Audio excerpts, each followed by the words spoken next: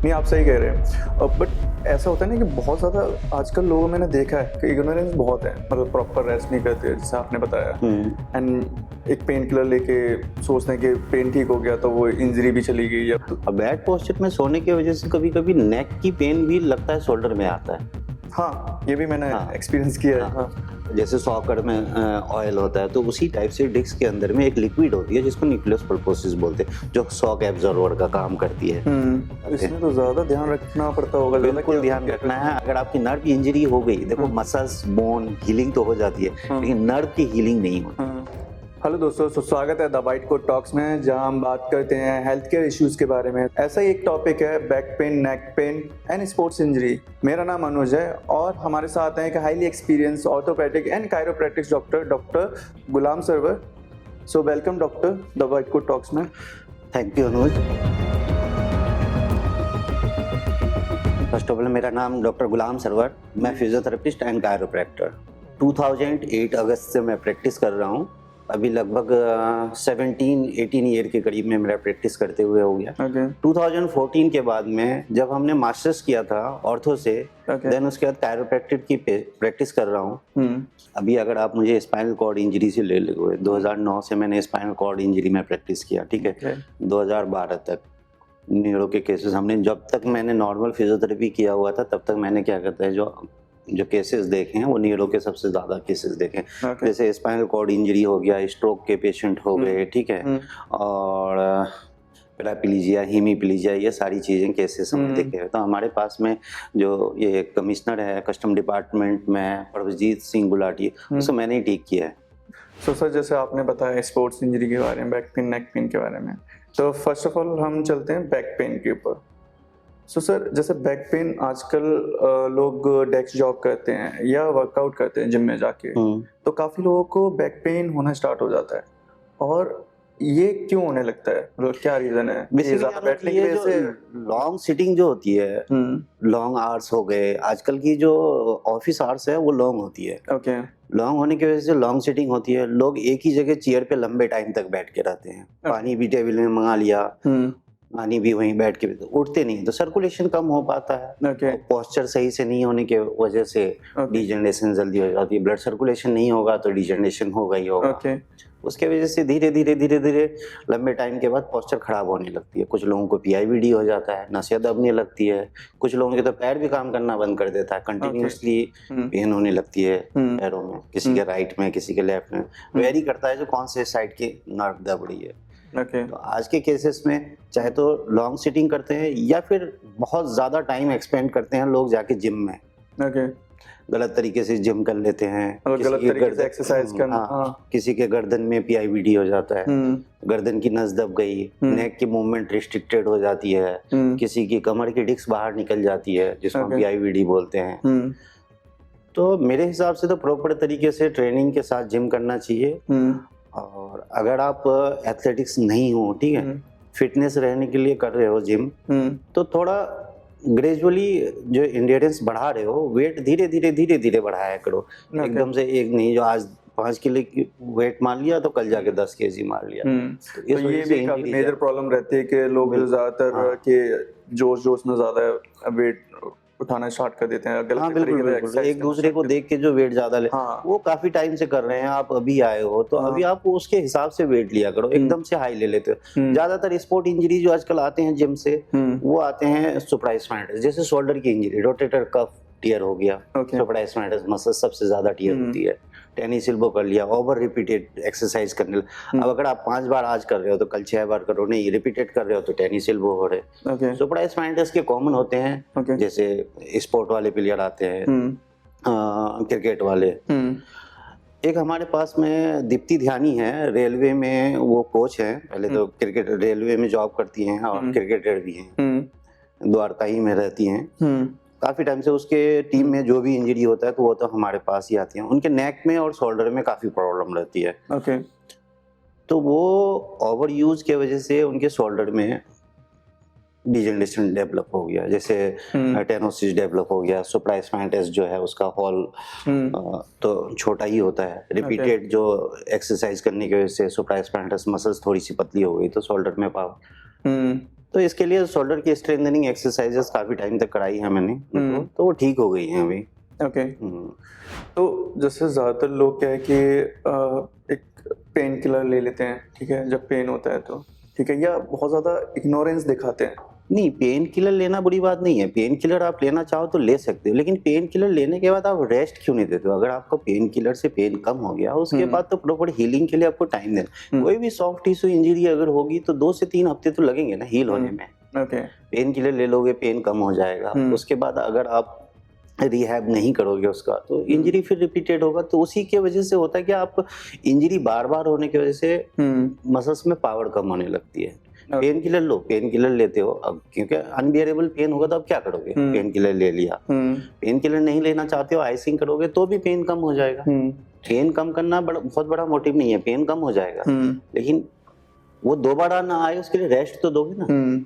और प्रॉपर तरीके से रिहैब अगर नहीं करोगे तो रिकरेंट इंजरी चलती रहेगी। नहीं, आप सही कह रहे हैं। बट ऐसा होता है ना कि बहुत ज्यादा आजकल लोगों मैंने देखा है कि इग्नोरेंस बहुत है, मतलब प्रॉपर रेस्ट नहीं करते जैसे आपने बताया, एंड एक पेन किलर लेके सोचते हैं कि पेन ठीक हो गया तो वो इंजरी भी चली गई या कोई ऐसी इंजरी हो रखी है। बहुत सारे केसेस जो जिम से आते हैं, उसका जैसे ही पेन ठीक होता है वो दूसरे दिन से जिम स्टार्ट कर देते हैं। मैं काफी सारे लोगों को मना कर चुका हूँ, जो आप जब पेन कम हो गया उसके बाद रिहैब की जो एक्सरसाइजेज होती है उसको प्रॉपर तरीके से करो, कुछ टाइम तक करो, फिर ऑब्जर्वेशन में हम एक बार चेक करके देख लेते हैं। जो आपका सब कुछ ठीक रहा तो ग्रेजुअली स्टार्ट करो। ऐसा नहीं जो आज ठीक हो गए, ठीक है, कल से जिम गए तो फिर से पुराने वाले स्थिति में एकदम से आ जाना, वो बहुत गलत होता है। जैसे मेरा खुद का एक एक्सपीरियंस है, जैसे कि मेरे शोल्डर में लास्ट ईयर सोने की वजह से कोई नर्व्स दब गई थी, तो उसकी वजह से काफी पेन होता था। मैंने काफी फिजियोथेरेपिस्ट को दिखाया, ठीक है, तो उससे थोड़ा सा रिलीफ भी हुआ। बट अभी क्या है, बीच बीच में पेन आना स्टार्ट हो जाता है।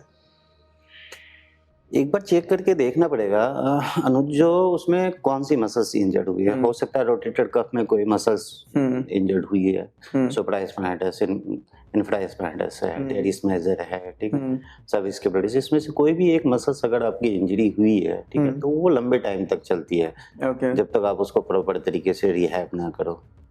उसके लिए कुछ मेडिसिन भी, सप्लीमेंट्स भी लेनी पड़ती है, कोलेजन वगैरह वो लेनी पड़ती है। अब बैड पोस्चर में सोने की वजह से कभी कभी नेक की पेन भी लगता है शोल्डर में आता है। हाँ, ये भी मैंने एक्सपीरियंस किया है। तो आपको ये भी ध्यान देना है जो कहीं शोल्डर का पेन ना हो, नेक का पेन हो, क्योंकि रेटिकुलोपैथी तो नर्व से होती है। हाँ बिल्कुल। गर्दन के पास नस दबेगी तो पूरे हाथ में जाएगा पेन, हो सकता है आधे हाथ में जाए। तो लोगों को लगता है जो मुझे शोल्डर में पेन हो तो रहा है वो नेक से।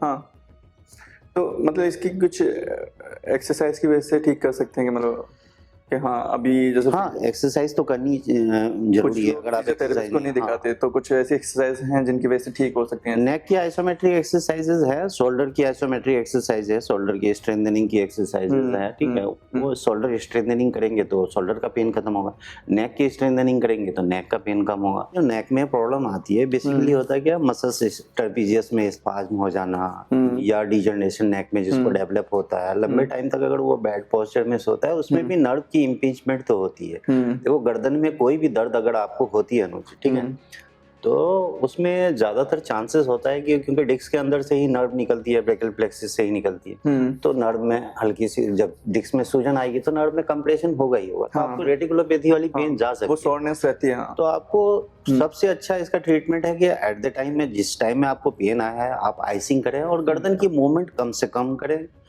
कॉलर जरूरी लगाएं। अगर आप कॉलर लगाते हैं तो नेक की मूवमेंट कम से कम होगी, ठीक है, इंजरी बढ़ने के चांसेस कम हो जाएंगे। नेक की जो डिस्क होती है ना, नेक के डिस्क के दो जो वर्टिब्रा होती है, सर्वाइकल की जो वर्टिब्रा होती है, दो डिस्क के अंदर से एक नर्व निकलती है जो स्पाइनल कॉर्ड से निकलती है, जो हाथों में जाती है। अगर डिस्क में सूजन आई तो नर्व को इरिटेट करेगी, तो हाथों में पेन जानी स्वाभाविक है। बिल्कुल। तो उससे आपको टेंशन नहीं लेना। सबसे पहले क्या करना है, आपको नेक के मूवमेंट को रिस्ट्रिक्टेड करो, ना फॉरवर्ड ऊपर देखो, ना नीचे देखो, ना राइट देखो, ना लेफ्ट। देन उसके बाद में कॉलर लगा लो और आइसिंग करो। आइसिंग करेंगे तो पेन कम होगा। देन उसके बाद में आप फिजियोथेरेपिस्ट या ऑर्थोपेडिक से कंसल्ट कर सकते हैं, ठीक है। लेकिन एटलीस्ट ये है कि अगर आप अननेसेसरी मूवमेंट करते रहेंगे तो आपकी इंजरी बढ़ जाएगी। आपको तो नहीं पता है हुआ क्या है। ज्यादा टाइम तक होल्ड नहीं रख सकते ना गर्दन को। तभी तो आपको मैंने बोला जो कॉलर यूज कर लो। अगर आप कॉलर यूज कर ले तो नेक की मूवमेंट नहीं हो रही है, आइसिंग कर लो। तब तक डॉक्टर के पास जाने के लिए आपको टाइम तो है। एटलीस्ट है कि गर्दन एक साइड लटक रही है, ठीक है, टेढ़ी हो गई है, कॉलर लगा लेंगे तो होगा कि स्पाज्म धीरे धीरे कम होगा, तो नेक की स्टिफनेस कम होती जाएगी। धीरे धीरे अपने आप थोड़ा थोड़ा मूवमेंट होने लगेगा। आइसिंग करेंगे, सूजन कम होगा। ओके, तो उसकी वजह से सोरनेस ज्यादा नहीं होगी। हाँ, ओके। प्रोटेक्ट तो करोगे ना। कोई भी इंजरी होती है ना, तो सबसे पहले आप उसको एट द टाइम में आप खुद से ट्रीटमेंट मत करा करो, उससे ना इंजरी बढ़ने के चांसेस होते हैं। पहले उसको रेस्ट दो। ओके। रेस्ट दोगे, देन डायग्नोसिस करके देखेंगे हुआ क्या, तब ट्रीटमेंट। आपका नेक टेढ़ा हो गया, आप ट्रीटमेंट करने लग गए, तो होता क्या है, डिस्क की इंजरी और ज्यादा बढ़ जाएगी। लोग तो हमारे पास में जो डिस्क की लेयरें होती है, 1 लेयर, 2 लेयर, 3 लेयर, 3 लेयर, प्रोट्रूडेशन होता है, एक्सट्रूडेशन होता है। पहला लेयर जो है बल्ज होता है, बल्ज में अगर सूजन आ गया तो वो ज्यादा से ज्यादा 1 हफ्ते में खत्म हो गया। सेकंड डिग्री टीयर आ गया तो नर्व में कंप्रेशन ज्यादा होती है, जिसको प्रोट्रूडेशन बोलते हैं।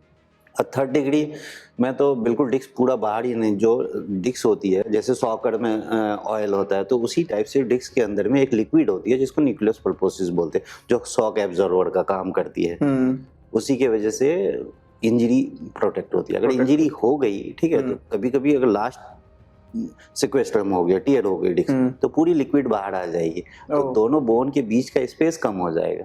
तो आपको ध्यान ये रखना है कि मूवमेंट ना करें, उस टाइम में नर्व की इंजरी के भी चांसेस बढ़ जाते हैं। इसमें तो ज्यादा ध्यान रखना पड़ता होगा। बिल्कुल ध्यान रखना है। अगर आपकी नर्व की इंजरी हो गई, देखो मसल्स, बोन हीलिंग तो हो जाती है, लेकिन नर्व की हीलिंग नहीं होती है। अगर आपकी नर्व डैमेज हो गई, देखो थोड़ी बहुत अगर सूजन आ गई नर्व में तो ज्यादा थोड़ी सी पेन आएगी, लेकिन हाथ तो काम करेगा। अगर नर्व इंजरी हो गई, ब्रैकियल प्लेक्सिस में अगर कोई भी नर्व एक बार इंजर्ड हो गई, तो आपके हाथ की मूवमेंट खत्म हो जाएगी, हाथ में पावर ही कम हो जाएगा। ओके। तो ये बहुत ध्यान रखने वाली बात है। ओके। सो सर, जैसे आपने बताया कि काफ़ी चीज़ों का ध्यान रखना चाहिए, बट मुझे नहीं लगता कि अब आजकल तो लोग बिल्कुल ही ध्यान नहीं रखते। मतलब पेन उठा, ठीक है, इग्नोर कर देते हैं। इतनी इग्नोरेंस दिखाते हैं काफ़ी लोग। देखो हर घर में ना इतने सारे डॉक्टर्स होते हैं, जैसे किसी को कुछ हो गया वो बताएगा ये कर लो, वो बताएगा ये कर लो, वो तो एक्सपेरिमेंट चलने लग जाता है। ओके। तो ये एक्सपेरिमेंट जो चलता है उसी की वजह से इंजरी बढ़ती जाती है। ठीक है, यहाँ से खींच लो, वहां से बैठा दो, ऐसे कर लो, मालिश कर लो, तो उससे मतलब इग्नोरेंस तो वहीं से स्टार्ट होता है। अब जो होता है क्या, लोग जो पुराने जमाने के जो ट्रीटमेंट चलता आ रहा है, घर पे ही ट्रीटमेंट, ठीक है, वो ट्रीटमेंट ठीक है, लेकिन आपको सबसे पहले रेस्ट देना है। ठीक है, अगर रेस्ट नहीं देंगे उसके हिसाब से घर के बताए हुए नुस्खे पे अगर आप ट्रीटमेंट करते हैं तो इंजरी बढ़ने के चांसेस होते हैं। अब नेक का ही ले लेते हैं, नेक में इंजरी हो गई, ठीक है, अब अगर नेक की मूवमेंट करते रहोगे, अगर स्पाइनल कॉर्ड इंजरी हो गया तो क्या करोगे? देखो एक नर्व अगर डैमेज होता है आपका अनुज, ठीक है, तो आपके हाथ काम करना बंद करेंगे। अगर स्पाइनल कॉर्ड डैमेज हो जाएगा तो पूरा शरीर, दोनों हाथ, दोनों पैर, bladder, bowel, each and everything काम करना बंद कर देगा। तो ध्यान तो रखना चाहिए। नहीं, बिल्कुल आप सही कह रहे हैं, बट लोगों में इतनी अवेयरनेस, मुझे लगता है कि या तो लोग ध्यान इसलिए नहीं देते पेन को लेके कि उन्हें लगता है कि पेन है, ठीक है, ठीक हो जाएगा। बट मुझे ऐसा लगता है कि अगर बॉडी में कहीं पेन उठ रहा है तो बॉडी आपको सिग्नल दे रही है कि आप कोई बॉडी में प्रॉब्लम है। हाँ बिल्कुल, अगर आपको कहीं भी पेन हो रहा है तो इसका ये मतलब है कि जो ऐसे ही फॉल्स पेन तो होता नहीं है, ठीक है, कुछ ना कुछ तो है। कभी कभी क्या है, जो वर्टिब्रा होती है नेक की, इसकी अलाइनमेंट भी करनी पड़ती है। ठीक है, अलाइनमेंट करनी पड़ती है, जिसके वजह से स्टिफनेस ब्रेक डाउन हो जाता है, जो नसें दबती है वो खुल जाते हैं। ठीक है, मेरा तो सबसे ज़्यादा ये रहेगा कि लोगों को, जो लोग अपने हिसाब से ट्रीटमेंट ना करें। अगर आपको पता नहीं है, अगर आपको पता है तो आप कर सकते हैं, अगर आपको पता नहीं है उसके बारे में तो खुद से ट्रीटमेंट ना करें, उससे इंजरी बढ़ने के चांसेस होते हैं। किसी तरह से अगर स्पाइनल कॉर्ड इंजर्ड कर लो आप, जो कि हमारे पास काफ़ी सारे केसेस आते हैं, ब्रैकियल प्लेक्सिस की इंजरी हो गई, तो वो रिकवरेबल नहीं होता। पेन तो कम हो जाएगा आपका, अगर नर्व इंजरी हो गई तो उसके बाद वो ठीक नहीं होता है। Okay doctor, so doctor sports injury पे जैसे बात हो रही थी, तो उसमें सबसे ज़्यादा कॉमन इंजरी क्या देखने के लिए मिलती है?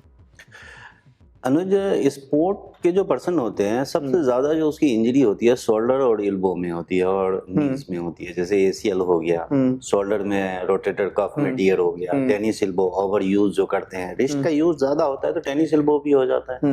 अब थ्रो ज्यादा करते हो तो रोटेटर कफ इंजरी हो जाती है। तो जो भी स्पोर्ट में है उनको शोल्डर और रोटेटर कफ की स्ट्रेंथनिंग और फ्लेक्सिबिलिटी दोनों को मेंटेन रखना चाहिए। ओके सो जैसे स्पोर्ट्स के ऊपर बात हो रही है, आपने बताया, तो ऐसे कोई आपके पास पेशेंट आए जिनका आपको कुछ डिफरेंट एक्सपीरियंस हुआ हो, कोई ऐसे एथलीट या कोई ऐसे? मेरे पास में काफी सारे क्रिकेटर और एथलीट्स आते हैं। ओके, तो उनका थोड़ा एक्सपीरियंस बताएंगे आप हमें? एक टीम है रेलवे की, ठीक है, दीप्ति धियानी है, ठीक है, इंडियन रेलवे में ही है। उनके टीम से काफी सारे लोग आते हैं जिसको शोल्डर इंजरी अक्सर होती रहती है, सुप्रास्पाइनटस, इंफ्रास्पाइनटस, सब इसके बड़े ये सारी मसल्स में इंजरी अक्सर होती रहती है। ऐसे क्या कॉमन रीजन देखने के लिए मिलते हैं उनमें? गलत तरीके से थ्रो करना, उसके वजह से क्या कहते हैं इंजरी ज्यादा आ जाती है। ओवर प्रैक्टिस कर लेना, आप अगर आपकी मसल्स फटीग हो रही है उसको रेस्ट नहीं देते हैं, ओवर यूज करते जा रहे हैं तो इंजरी होने के बाद रेस्ट जरूरी है, कोई भी इंजरी हो। नहीं, बिल्कुल बिल्कुल आपने सही बोला कि रेस्ट होना तो ज़रूरी है, क्योंकि मैं भी वर्कआउट वगैरह करता हूँ तो काफ़ी चीज़ें मैंने भी देखी हैं कि मैं अगर वर्कआउट के बाद या मुझे कोई ऐसा पेन उठ रहा है तो मैं रेस्ट लेता हूँ तो अगले दिन ठीक हो जाता है। ठीक है, तो जैसे अभी हम बात करें होम रेमेडीज के ऊपर, तो लोग घर पे ही जैसे हल्दी वाला दूध या कुछ ऐसे चीजें ट्राई। हल्दी वाला दूध तो अच्छा होता है, कोई भी डाइट अगर आप अच्छा लेते हो ना तो हीलिंग प्रोसेस बॉडी में बहुत अच्छी रहती है। तो वो लेना चाहिए, ऐसा नहीं है जो घर के नुस्खे सारे गलत होते हैं। आप एक्सपेरिमेंट नहीं कर सकते। जैसे इंजरी हुई है तो उसको रेस्ट, सबसे पहले कोई भी इंजरी हुई है उसको रेस्ट दो, ठीक है, देन उसके बाद में आइसिंग वगैरह करो। आइसिंग से कम सूजन कम होगा। सूजन कम होने के बाद में होता है क्या, हीलिंग प्रोसेस, बॉडी अपने आप भी हील करती है, ऐसा नहीं है। आप अगर रेस्ट दोगे ना तो धीरे धीरे बॉडी हील करेगी।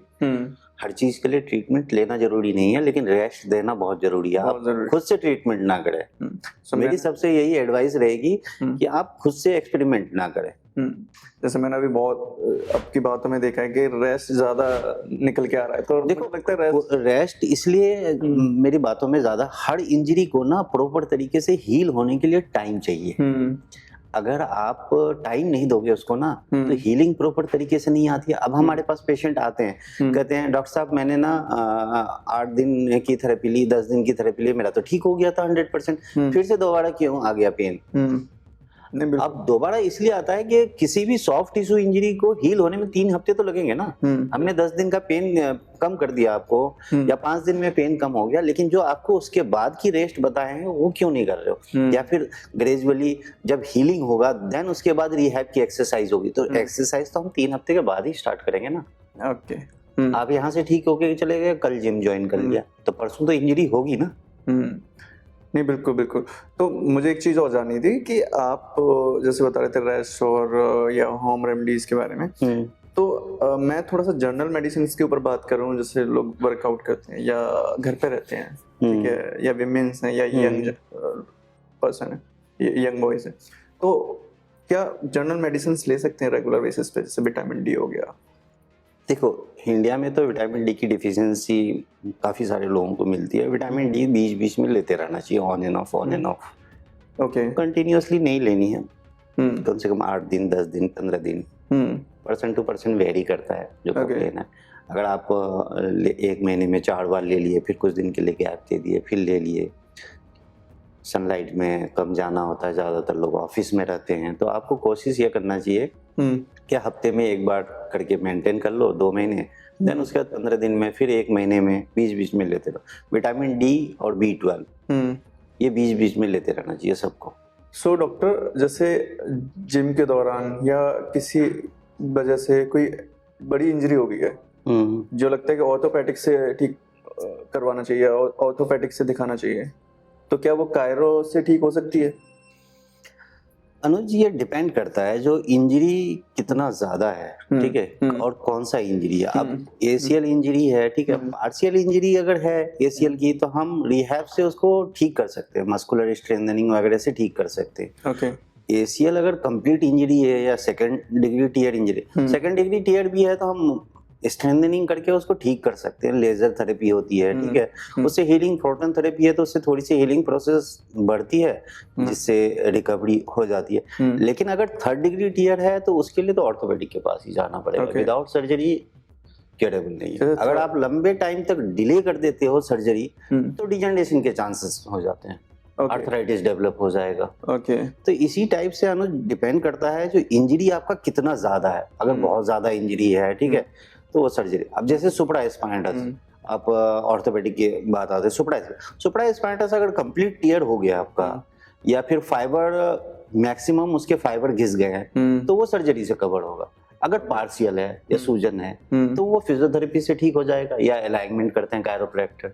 Okay okay okay, got it. अब है क्या, ऑर्थोपेडिक के केसेस में हम कायरोप्रैक्टर करते हैं, जैसे स्पाइन हो गया, स्पाइन में भी वैसे ही अगर कंप्लीट इंजरी हो गई है, डिस्क पूरी की पूरी बाहर निकल गई है, तो वो कायरो से भी रिकवरेबल नहीं होगा। स्पाइन में स्टिफनेस है, कायरोप्रैक्टर में हम स्पाइनल मैनिपुलेशन करते हैं, इसको ऑस्टियोपैथी है कायरोप्रैक्टर बोलते हैं, जो आप आजकल देख रहे होंगे रील्स में, कटक कटक की आवाज निकालते हैं स्पाइन। तो वो है क्या, जो हम स्पाइन के स्टिफनेस ब्रेक डाउन करते हैं। अगर थोड़ी बहुत इम्पिंचमेंट है में तो वो खुल जाती है। ये कंजर्वेटिव मैनेजमेंट है। ये तो मैंने अब आजकल देखा कि एंकल में भी प्रॉब्लम होने लग गई है, कट कट की आवाज आना, ठीक है, ये भी एक बड़ी प्रॉब्लम है।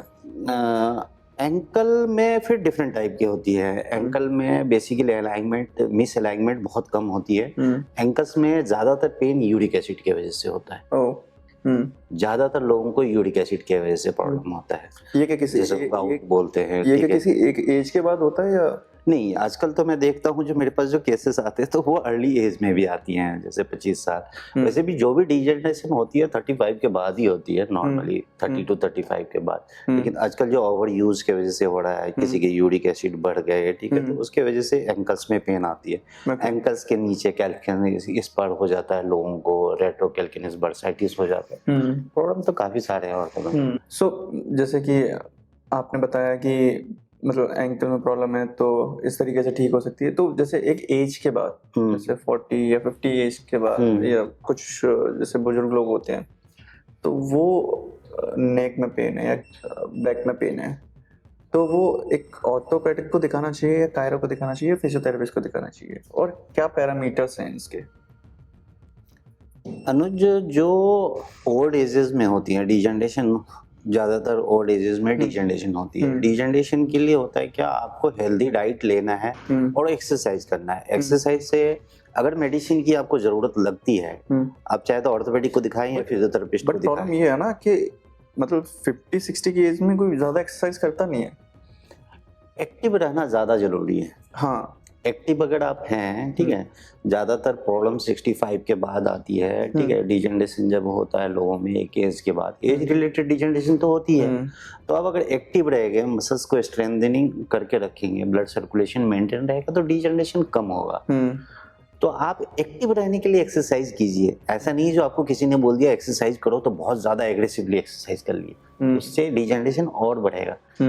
डिपेंड भी करता है डिजनरेशन कौन से ग्रेड में आपका स्टार्ट हुआ है। अगर ग्रेड ज्यादा है डिजनरेशन का तो ओवर यूज की वजह से वो डिजनरेशन और प्रोग्रेसिव होगा। डिजनरेशन कम है, एक्सरसाइज कैसे करना है तो आप किसी फिजियोथेरेपिस्ट से पूछ लें, ठीक है, वो आपको एक्सरसाइज बता देंगे आपके हिसाब से। बेसिकली हर पर्सन के लिए ना अलग अलग एक्सरसाइज होती है। अगर पर्सनलाइज प्लान बना अगर एक्सरसाइज आप करते हो, ठीक है, तो इंजरी तो वैसे भी हो जाती है। तो हर पेशेंट के लिए अलग अलग एक्सरसाइज होती है। अब शोल्डर इंजरी की, शोल्डर में भी 4 मसल्स मेन होती है, हर मसल्स की अलग अलग एक्सरसाइजेस है।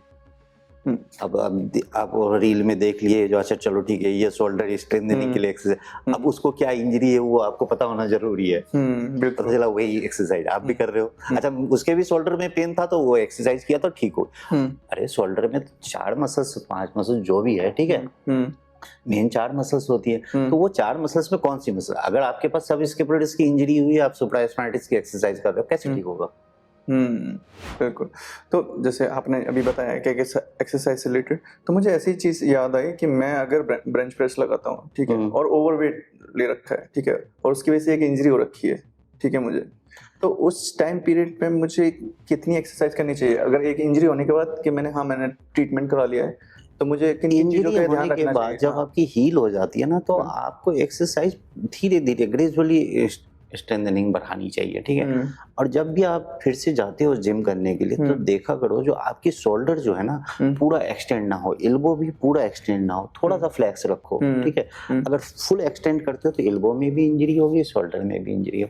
जब आप बेंच प्रेस ही करते हो, ठीक है, तो एल्बो को फुल एक्सटेंड मत करो, नहीं तो कुछ दिन के बाद आपकी एल्बो में भी डिजेनरेशन होने लग जाएगी। तो हर पेशेंट के लिए जो है अलग अलग एंगल होती है, तो आपको डिपेंड करता है कौन सी इंजरी हुई है। लेकिन जब भी आप, जैसे आपको शोल्डर में पेन जा रहा है, ठीक है, तो आप कोशिश करो कि बेंच प्रेस करें। आज अगर आपने 10 मारा है तो कल ऐसा नहीं है, कुछ दिन तक 10 दिन तक 10 ही प्रेस लो, ठीक है, और फुल एक्सटेंशन मत करो शोल्डर को। बट ऐसा होता नहीं है ना कि मतलब जब जिम में एक्सरसाइज करते हैं तो माइंड से ऐसा होता है कि और हैवी वेट लगाना है। जब बॉडी वार्म अप हो जाती है ना, तो लोगों को लगता है अच्छा मैं तो काफी एनर्जेटिक फील कर रहा हूँ, और 4 मारते हैं, ठीक है, तो उस चक्कर में इंजरी बढ़ जाती है। तो आपको कोशिश ये करना है कि थोड़ा सा इमोशन को कंट्रोल करना चाहिए, पर होते नहीं है ना, वो नहीं होते हैं। तो डॉक्टर हम ना एक रैपिड फायर करते हैं जिसमें आपको थोड़ा सा जल्दी जल्दी आंसर करने ठीक है, ठीक है। एक जल्दी जल्दी स्मॉल क्वेश्चंस आपसे करूंगा, ठीक है। तो ऐसा बॉडी में कौन सा पार्ट है जिसमें पेन होता है और लोग अवॉइड कर देते हैं? नेक और shoulder. Okay, and next question, best time to exercise? Morning. Great. One thing to avoid during back pain? Long standing, long sitting. Oh great. And coffee और green tea? Green tea. Okay, and last, favourite therapy tool आपके लिए, मतलब आपका favourite therapy tool क्या है? Manual exercise, my hand. Okay great, thank you doctor. मतलब काफ़ी चीज़ें पता लगी मतलब आपसे कि कैसे एक्सरसाइज करना चाहिए, किन किन चीज़ों का ध्यान रखना चाहिए, और हमारी ऑडियंस को भी पता लगेगा कि कैसे कैसे चीज़ों का ध्यान रखना चाहिए। और मुझे लगता है कि अगर आपको कोई भी पेन है या कोई भी सोरनेस है तो आप प्लीज़ रेस्ट करें, ध्यान रखें, जिससे कि आपको ज़्यादा बड़ी प्रॉब्लम क्रिएट ना हो, ठीक है। और हो सकता है तो आप अपने नियर किसी कायरो या फिजियोथेरेपिस्ट को दिखाएं। तो अगर आपको ये वीडियो पसंद आया तो प्लीज़ चैनल को सब्सक्राइब करें, फॉलो करें। और सर का भी एक चैनल है जिसका नाम है डॉक्टर गुलाम सरवर, जो आप सर्च कर सकते हैं, हमारे डिस्क्रिप्शन में मिल जाएगा आपको।